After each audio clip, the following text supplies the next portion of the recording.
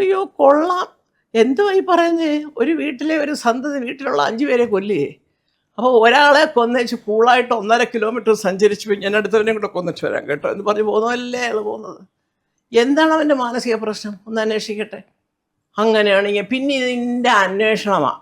തെളിവ് വേറെ വിദേശത്തെങ്ങാനും ആയിരിക്കണം സ്റ്റേഡിയത്തിൽ കൊണ്ട് കെട്ടിത്തൂക്കിയിട്ട് അന്നേരം വെടിവെച്ച് താഴെ ഇടും.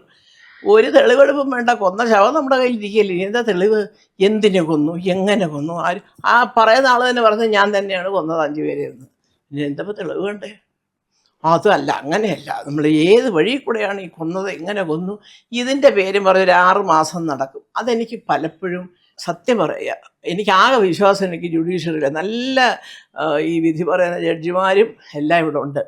അത്ര 6 മാസം 8 മാസം അത് കഴിഞ്ഞ് 7 കൊല്ലം ഇങ്ങനെയൊക്കെ ഒരു കേസ് താമസിക്കുമ്പോൾ നമുക്ക് തോന്നുക എന്തിനെ ഇങ്ങനിട്ട് വലിച്ചു നീട്ടുന്നേ.